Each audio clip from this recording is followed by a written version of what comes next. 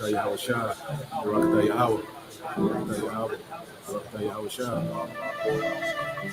transfer of rulership is coming, and the kingdom of heaven will be on earth. Righteousness will be spread throughout the whole four corners of the earth. Wickedness will be put down. Consider the lilies, how they grow. They toil not, they spin not. And yet I say unto you that Solomon in all his glory was not arrayed like one of these. If then God so clothed the grass which is today in the field and tomorrow is cast into the oven, how much more will he clothe you, O ye of little faith? And seek not ye what ye shall eat, or what ye shall drink, neither be ye of doubtful mind. For all these things do the nations of the world seek after, and your Father knoweth that ye have need of these things. But rather seek ye the kingdom of God, and all these things shall be added unto you. Fear not, little flock, for it is your Father's good pleasure to give you the kingdom. Sell that ye have, and give alms. Provide yourselves bags which wax not old, a treasure in the heavens that faileth not, where no thief approacheth, neither moth corrupteth.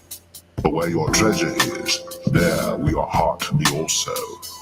According to the Holy Scriptures, Yahweh Shai, the Son of the Most High, is set to bring immortality to the nation of Israel, the elect, via establishing the tabernacle of David, as we talk about the second coming of who the world ignorantly calls Jesus Christ.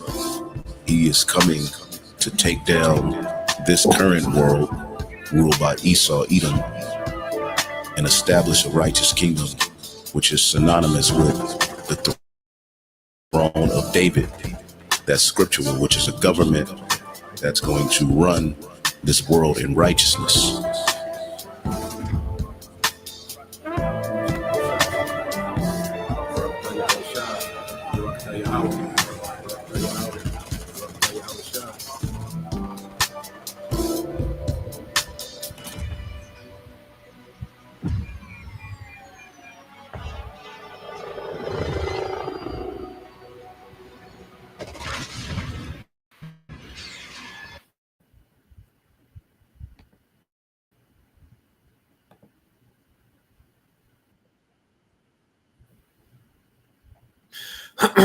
All right, Shalom.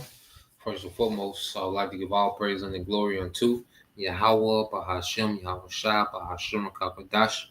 Double honors unto the apostles and the elders of the GMS who rule well, teach well, being great examples to his younger brothers. And peace and blessings, salutations to the hopeful lake out there pushing his word and truth and in sincerity across the four winds. In the name of Yahweh, Bahashem, Yahweh Shai, pushing to get up out of here. Shalom to the hopeful lake, the believers, the listeners whom have came back to the obedience of the scriptures through faith in Yahweh Bashem Yahweh Shai. All right. And what I want to get into today, the title of the lesson says, Trump is introducing, all right, the oligarchs. Okay. Now I want to go into this word oligarch in Merriam-Webster real quick. So let's get the definitions that, it's a term that you're going to hear more and more, as we see the so-called democracy, which, democracy means the rule of the people, which, you people never had any say so, it was all an illusion. There was once, when there was somewhat of a democracy, but America was founded on corruption, and each president became more corrupt. Okay. Each, federal, bureaucracy, became more corrupt.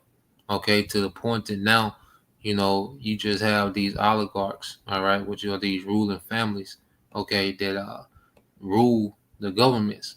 Okay, there was a time when the government did, regulate, these wealthy families.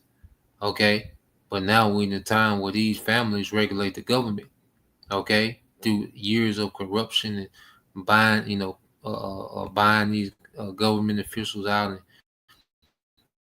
and paying for their campaigns and, giving people power and particular things and, these big corporations. And you see, well, now you have a government that's completely ran, by oligarchs. Now you go into the word oligarchy. All right. It says oligarchy is a government by the few. Okay. And it's their small 1%. okay, or the super rich, and then above them you have, you know, the uh, the Rothschilds and the elite banking families. Okay, they even finance the super rich. Okay, we're gonna get into all that, man. Now it says definition two says a government in which a small group exercises control, especially for corrupt and selfish purposes. Okay, and that's the main definition, man. All right, and the government that you're being introduced to under Trump, all right, are the men that have been, running politics and big business and corporations and the different government agencies, FDA and all. These are the people that have bought out, all right, all these government agencies, man. All right, the CIA, the FBI. You see, they're working for the agenda of the elites. Okay, and the elites have these super rich minions, okay, that are hands on, okay, and controlling these governments for a corrupt and selfish purpose, man. Okay, it says so let's go there. Let's go from there. Let's get a few precepts, and then I got a video I want to go into as well. Okay, so when you go here, and this how these devils rule the earth. Okay, everyone is in debt. You know, see the even when you go to Maya Amschel, uh, Rothschild, which your name was Maya Amschel Bauer. Okay, but he became a money lender, and he started lending to individuals and certain companies, small businesses. Okay, but then he seen the real money was when he could lend to governments. Okay, and that's when he took off. His banking cartel took off. He had those sons. He sent those sons to five different countries. Okay, to start what banking enterprises, man. And these banking enterprises, Rothschild banking enterprises, control most of the wealth in the world today. Okay, that's one of the top families of this oligarchy, man. Okay, that runs the world. You see, so when what he do, he start putting nations in debt. So when you go to Proverbs 22:7, it said the rich ruleth over the poor, and the borrower is servant to the lender. Okay, so if the government is in debt, okay, to the bankers, well then the bankers rule over the government. Okay, and if the government, they rule over the people. So ultimately, the bankers rule over the people. You see, so what we're seeing today is a system that's set up in debt to where everyone is indebted to the bankers, and they have it set up to where, you can't undo this, man. That's why Yahweh Shai has to come and wage war in this place, man. Okay, there's no way to get out of the debt of the bankers. They got it so set up in confusion, and they got so many tricks. They got it set up just to sum it up. Okay, because you can go into and try to analyze the economics, and you can go into it, but ultimately they got it set up where everybody owe them forever. Okay, with those interest rates and those big lump sums that they've allowed to be borrowed, ain't no paying them back. Okay, that's why the uh, the uh, the debt, all right, of America only shoots up every year. Okay, no matter how much America profits a year. Okay, when you factor in their debt, they can never out profit their debt. You see, so when you go here to verse 11, maybe to Proverbs chapter 11. Okay, it says a false balance is an abomination to the Lord Yahweh Bashem Al Shai, but a just weight is his delight. And the earth is ran in extreme false balance, man. You have 92% of the world's wealth. They go to 1% of the population. That's the oligarchy, man. These few families, all right, these few Edomite families, okay, that's at the top. You have elite families of these other nations, okay, but they're under, these Edomite elite families, okay, because it's these Edomite elite families, all right, that all this wealth, all right, is flowing to, okay, and the rest of the 99%, okay, are in the battle royal for the rest of the 8% of the wealth, man. It's a very uneven balance. Of course, you're gonna always have, people that are more wealthy, okay, than others, okay. But the way this man doing it is extremely wicked and is unbalanced, man. Okay, there's way more than enough wealth in the world to where people, wouldn't have to be in the condition that they're in.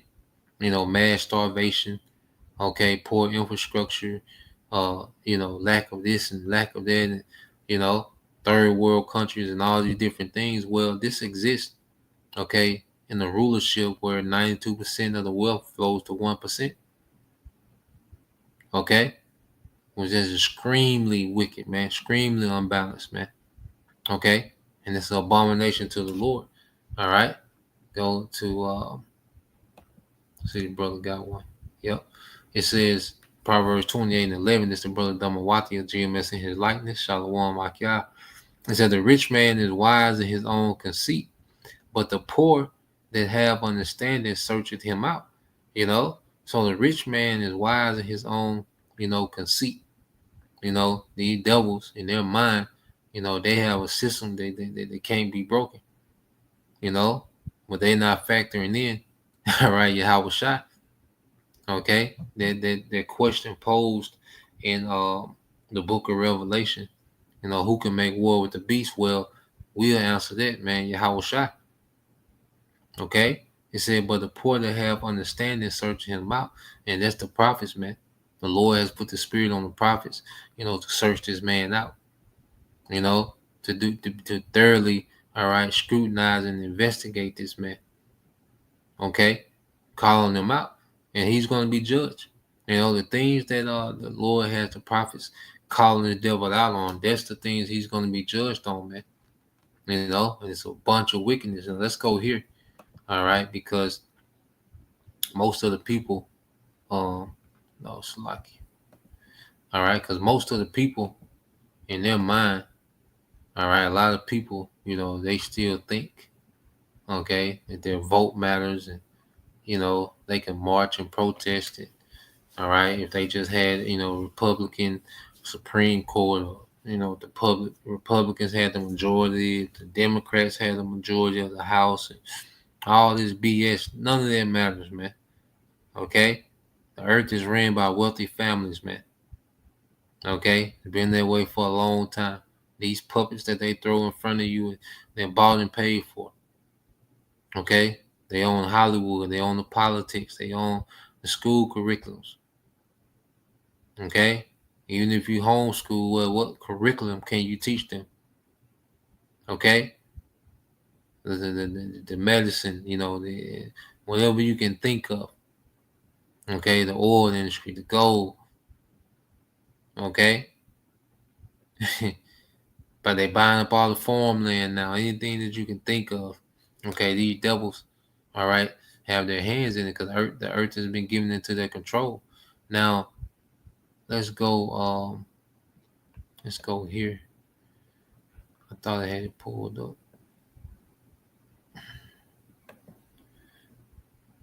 There you go. Hold on.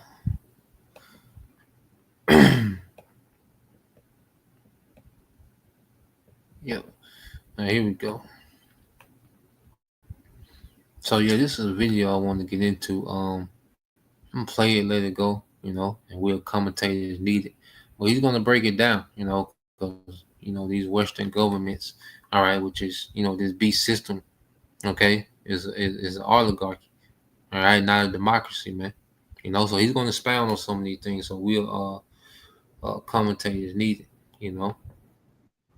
Western governments frequently claim to be the model of democracy, and they demonize their geopolitical adversaries as authoritarian. Former U.S. President Joe Biden claimed in his State of the Union address in 2022 that the U.S.-led West is fighting a war between democracies and autocracies. In the battle between democracy and autocracies, democracies are rising to the moment, and the world is clearly choosing the side of peace and security. This is the real test. However, there's a very big problem with this narrative, which is that Western governments are not democracies, and especially the United States is not a democracy. And I don't mean that in the superficial sense when people say the US, according to the Constitution, is not a democracy. It's actually a republic. That's not what I'm saying. What I mean is that if we take the definition of democracy as a system of government that is ruled by and for the people, representing the interests of the people of the country, the US is not a democracy. It is, in fact, an oligarchy or a plutocracy. The US system is one in which large corporations and economic elites and billionaires determine government policy, not average working people. And the same is true for countries in Europe and the broader collective West.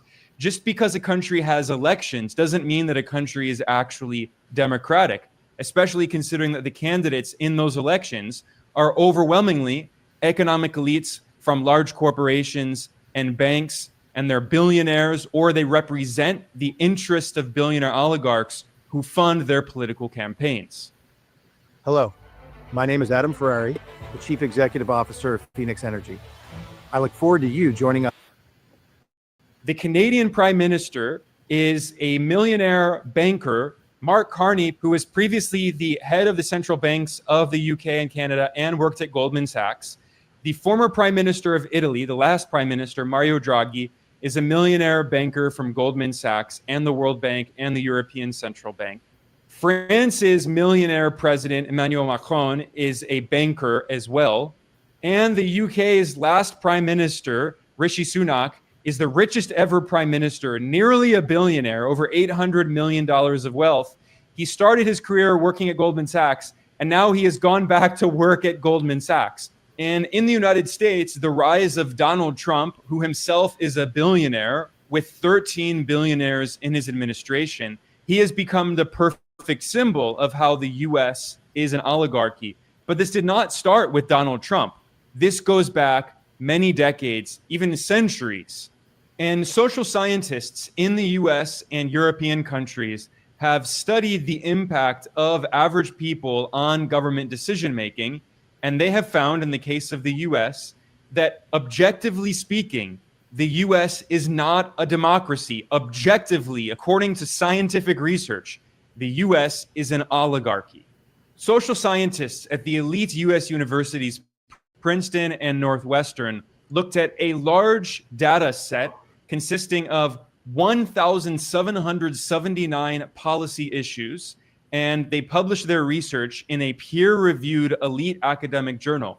And they concluded, quote, multivariate analysis indicates that economic elites and organized groups representing business interests have substantial independent impacts on US government policy, while average citizens and mass-based interest groups have little or no independent influence. The results provide substantial support for theories of economic elite domination, not for theories of majoritarian electoral democracy, end quote. So translated into simple English, what are they saying here? The data demonstrates that the US is an oligarchy. Average working people do not actually influence US government policy. Instead, it is economic elites and large corporations.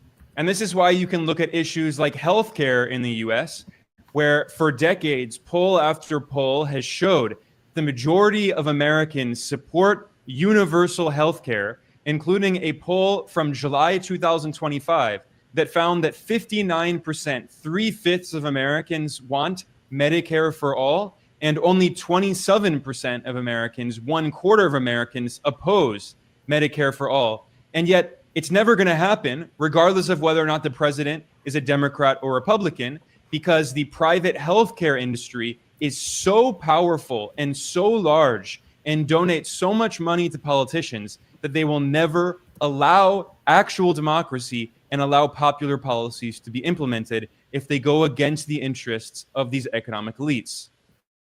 And politicians who do try to challenge the oligarchy in the US usually lose elections because they don't have enough money, or when they actually win an election, the oligarchy funds politicians who remove them from office. And the organization Open Secrets studies the influence of money in US politics and found that in over 90% of the races in the House of Representatives and in over 80% of the races in the Senate, candidates who have more campaign contributions, that is, donations from large corporations and billionaires, win the election. So in the case of the 2024 US elections, 94% of the top spending candidates in the House of Representatives won the election, and in the Senate, 88%. So this is not a democracy, or if you want to call it a democracy, this is the best so-called democracy that money can buy. This is by definition an oligarchy or a plutocracy in which a small handful of corporate oligarchs buy so-called elections. And this is especially the case after the 2010 Supreme Court. Yeah, and when you look at these things and you wonder why, some things are like they are. Well, you look at all the policies, they only benefit the super rich. Okay, the tax breaks. Okay, they're able to take American manufacturing and ship them overseas. Okay, for cheaper labor, but then sell it to the American consumer. Okay, for 10, 20 times, 30, 40 times as much. So who's benefiting? Okay, only these elites. All right, only these super rich. Now look at this real quick, just something for thought.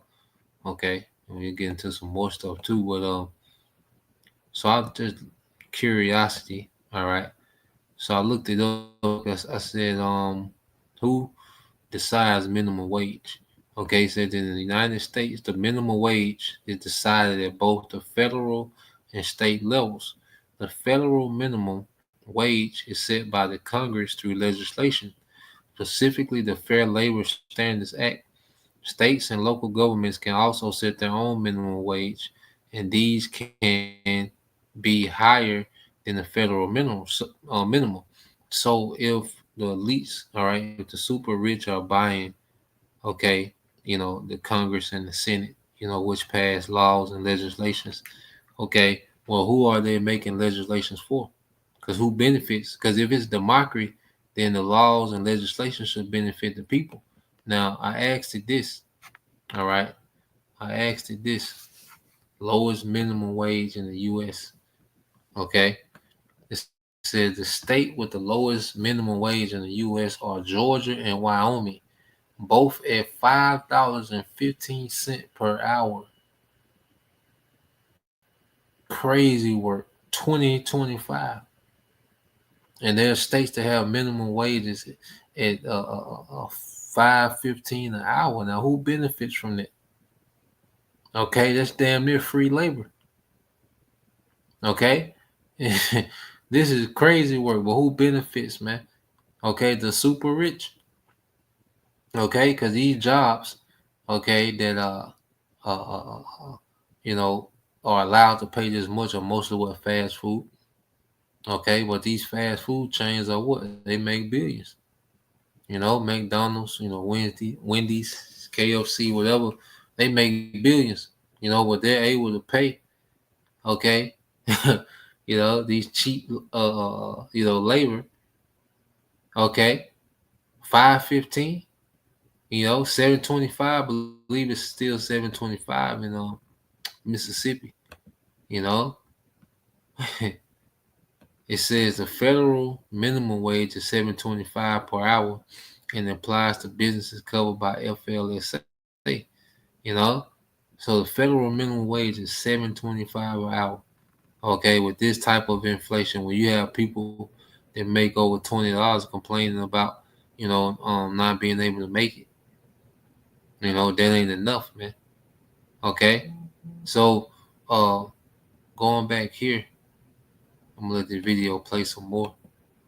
All right, but it just shows you that these are ain't no democracy. All right, no policies are being passed for you people, man. They throw something out there like it's for the people, but it's not. Okay, because if they give you one thing, okay, they're giving these oligarchs 200 things. Okay, so they might give you a bone here and there. Okay, but ultimately the policies are geared to protect the super rich. Okay, they're able to make all this money, in America and send that money offshore so that it can't be taxed. Okay, all these different things, man. So forth and so on. But let's let it play some more.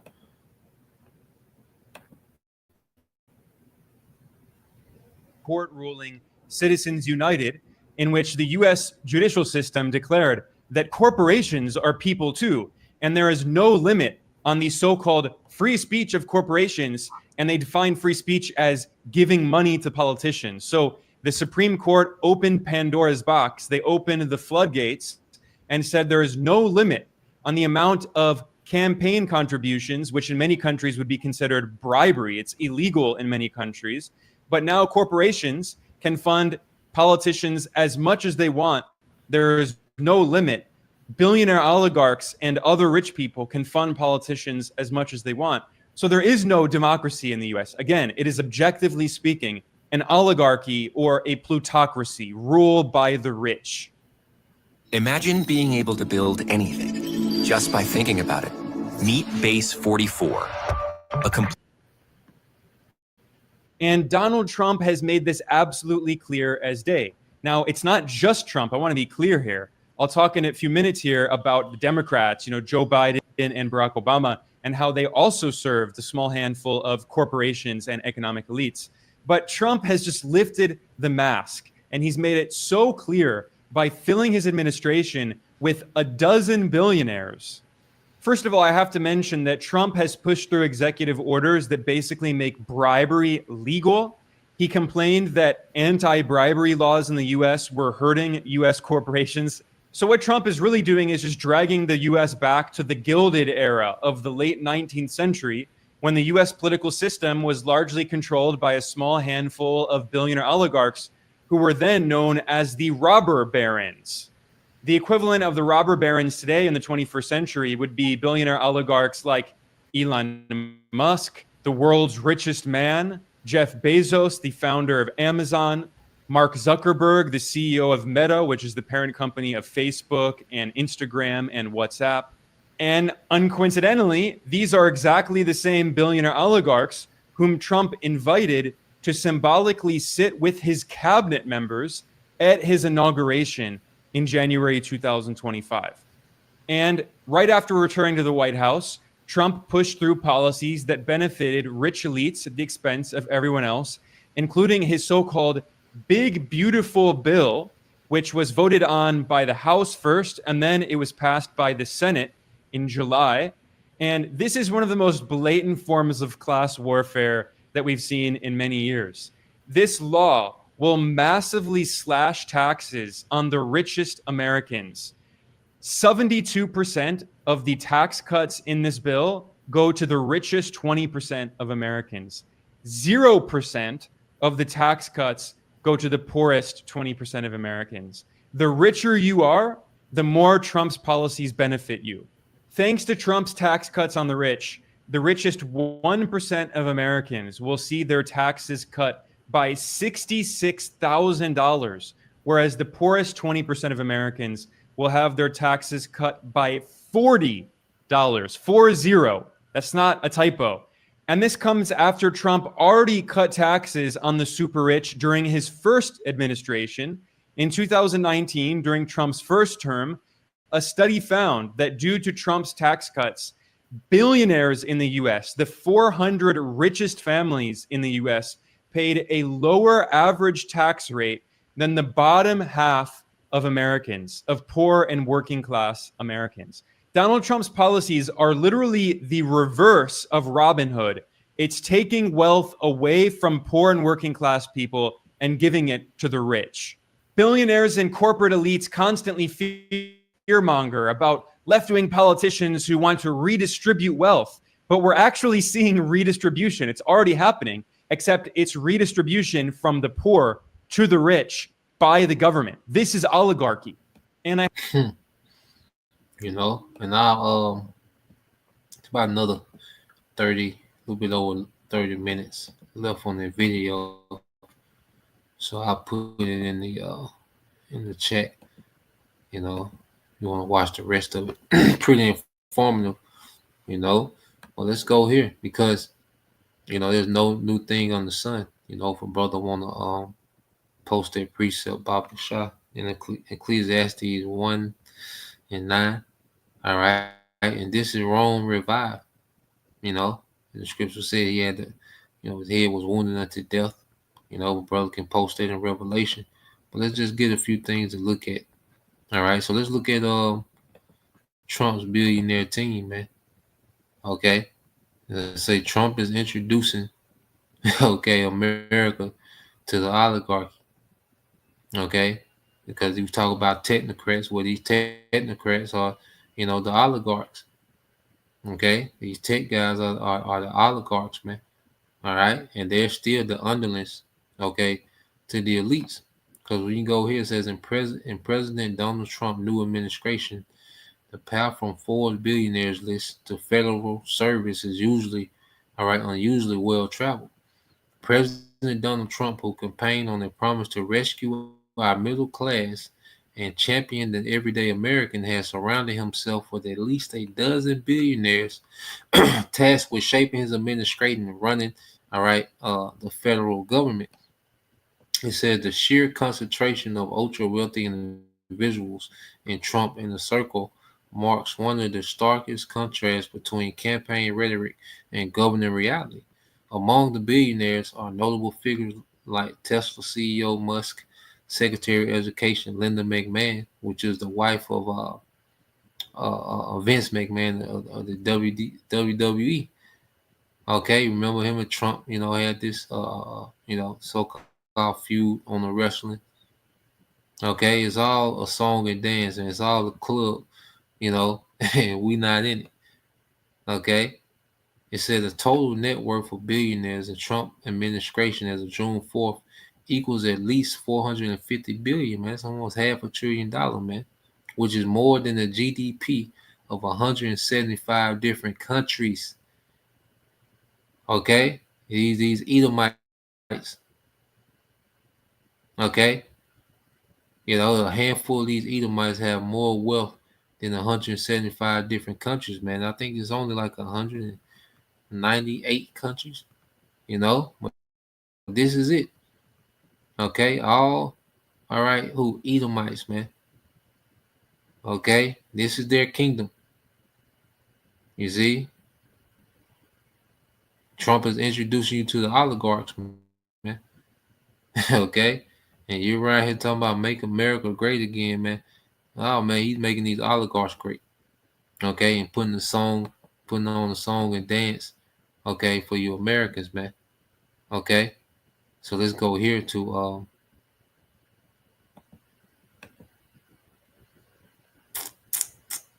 right. Oh yeah, and show you there's no new thing under the sun. Okay, so when you go to I asked, what influence that oligarchies have in ancient Rome. It says oligarchies play a significant and lasting role in the political structure and function of ancient Rome, especially during the Roman Republic, all right, between 509 and 27 BCE. While Rome is often portrayed as a republic, all right, with democratic features, real power was frequently concentrated in the hands of a small elite group of wealthy and influential families, an oligarchy in all but name. Here are many ways oligarchies influence ancient Rome. So this is nothing new. Where you have these wealthy families, really running the politics behind the scene. Okay, it said the Senate was composed mostly of patricians, all right, aristocratic families, and later wealthy plebeians, commoners who had gained status in land. Although technically advisory, the Senate held enormous sway over foreign policy, finance, military decisions, and legislation. Membership in the Senate was often hereditary or based on family connections, which kept power in the hands of a few elite lineages. Okay, and this is what you see today. Okay, because the top wealth, okay, the top, all right, families in the earth, Okay, they that's why you only see, you know, particular people. Like when you look at these people that's in the spotlight and you look into their families, these people are connected. Okay, Elon Musk, you know, his family, you know, is heavily connected to what? Their technocrat movement. All right, the technocracy movement. Going back to the 1930s, his grandfather on his mother's side was heavy into that movement. Okay, you go into Trump, you know, it was his uncle that found, you know, the records of Nikola Tesla, you know, when he died. Okay, it goes back to Donald Trump's, you know, uncle who found that. Okay, so you have Elon Musk, you know, Donald Trump. They have connections. These are family connections, man. Okay, the Kennedy family, you know, all these different families that, you know, that we see. Okay, allowed to have, you know, certain positions of power. Okay, it's all family related, man. It's close knit. You know, a lot of them be you know, from the same family with different last names. You devils, they play them games. Okay, but this thing is close knit. All right, and these true positions of power and, you know, authority and wealth, all right, are passed down. Okay, and circulated amongst these few families, man. Okay, so reading again said membership in the Senate was often hereditary or based on family connection, which kept, all right, power in the hands of a few elite lineages. Okay, and it says you know, the July, the Corneli, all right, and the Claudia. Okay, which you had Julius Caesar um come from the you know, the July clan, what they call it, Corneli. You know, that's where Pompey will come from, and the Claudia. Okay, that's what the family of Augustus. Okay, now when you go here, it says uh you know, it said the control of magistrates' political offices. Said the courses honorum, the ladder of political office, was dominated by wealthy aristocrats. High office such as consul, praetor, and censor were generally accessible only to the elite. All right, both because of formal requirements and cost of running for office. And cost of running for office, man. No new thing under the sun. You see? So these campaign donations, all right, as he just showed you, was 94% of those who had the most campaign money, that's who won the election. Well, who's giving all this campaign money? And then they took the limit of how much campaign money you can give in 2010. Okay, so 2010, you know, there was just another level of corruption, man. You see, there was a time when, you know, the government did, you know, regulate these oligarchs to a degree, but now it's over with. Ain't no regulations, man, and that's why Trump is introducing you to the oligarchs, man. They in there now. Okay, they stepping out now. They becoming more bold. They're on the forefront. Okay, so you keep reading. It says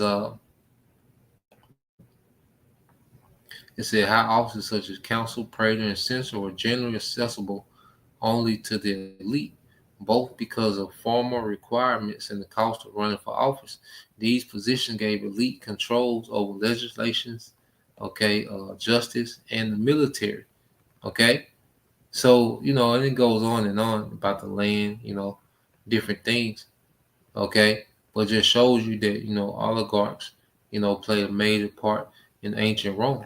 You know, which is, you know, I had the water for the brother getting the precept. All right, Ecclesiastes 1 and 9. It says, the thing that have been is that which shall be, and that which is done is that which shall be done, and there is no new thing under the sun, man. So this man, you know, has brought, you know, when we say this, and this part of the image of the beast, man. You know, the way that this man does his politics, his power structure, where you have oligarchs.